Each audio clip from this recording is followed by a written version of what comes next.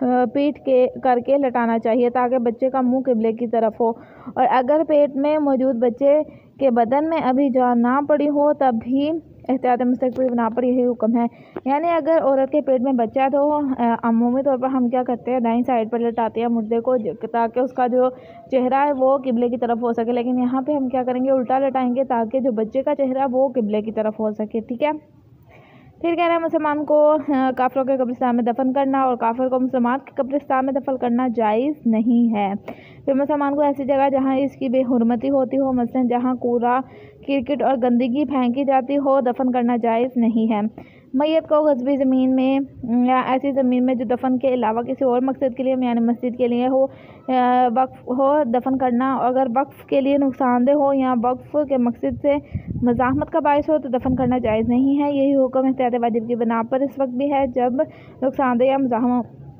अब यहाँ पे ये कह रहे हैं एक जगह है, ठीक है, लेकिन वो जगह जो थी वो मस्जिद के लिए बनाई गई थी। ठीक है, उन्होंने किसी ने कहा कि ये मेरी जगह है, मैं मस्जिद के लिए देता हूँ। ठीक है।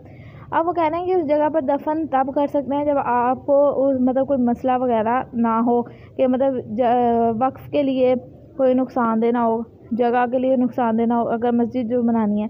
लेकिन अगर मसला है या कुछ है तो फिर जायज़ नहीं है कि आप वहाँ पर करें। कह रहे हैं किसी मैयत की कब्र को इसके लिए खोदना कि इसमें किसी मुर्दे को दफनाया जा सके जायज़ नहीं है। लेकिन अगर कब्र पुरानी हो गई हो और पहले मैयत का निशान बाकी ना रहा हो तो दफन कर सकते हैं।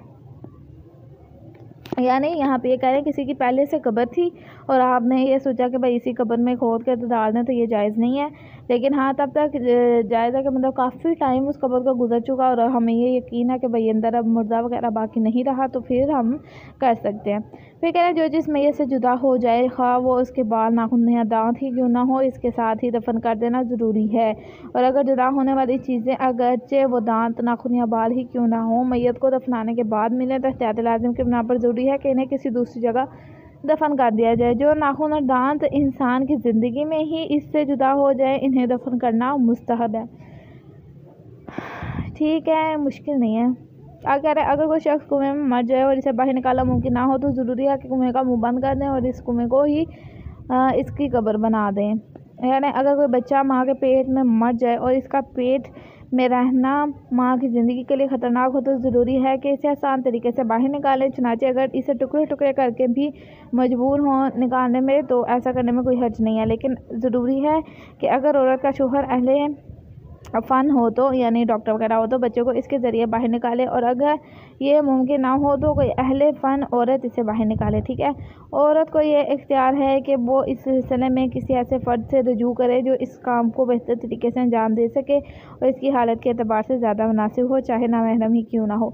यहाँ पर वो ये बात कर रहे हैं कि अगर एक औरत के पेट में बच्चा है, ठीक है, वो बच्चा जो है मर चुका है, वो औरत के लिए नुकसानदेह है, ज़ाहिर बात है, बच्चा मर जाए जहर फैल जाता है। तो वो ये कह रहे हैं कि पहले ज़माने में क्योंकि इतना वो नहीं था, जो होते हैं वो होती थी हकीम होते थे और ये सिस्टम होता था, तो वो ये कह रहे हैं कि अगर तो कोई ख़ुद उसका शोहर इस काबिल है तो वो ख़ुद ही ये क्या करे, उस बच्चे को निकाले, और अगर वो नहीं है तो फिर कोई औरत लेकर आए। फिर औरत भी अगर नहीं है तो फिर कोई गैर महरम मर्द ही क्यों ना हो, कोई अहले फ़न हो जो उस बच्चे को निकाल सकता है। ठीक है। डॉक्टर्स में आपको पता है कि अगर नामहरम है डॉक्टर्स और आपकी मजबूरी है तो कोई मतलब आप करवा सकते हैं, लेकिन क्योंकि हमारी इतनी मजबूरी नहीं होती फ़िलहाल, क्योंकि लेडीज़ डॉक्टर होती हैं तो इसलिए आजकल में इतना मसला नहीं है। अगर माँ मर जाए बच्चे के पेट में ज़िंदा हो और चाहे मुख्तसर मुद्दत के लिए ही सही इस बच्चे के ज़िंदा रहने की उम्मीद हो तो ज़रूरी है कि जो जगह भी बच्चे की सलामती के लिए बेहतर है से चाक करें और बच्चे को बाहर निकालें, और फिर अगर इस जगह को टाँके लगा दें। लेकिन अगर यकीन या इत्मीनान हो कि ऐसा करने से बच्चा मर जाएगा तो फिर जायज़ नहीं है। ठीक है।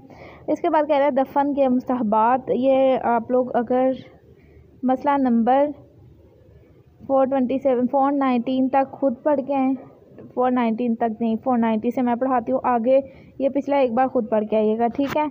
अगर इसमें से कुछ समझ में नहीं आता तो फिर सवाल कर लीजिएगा, मैं आपको बता दूँगी।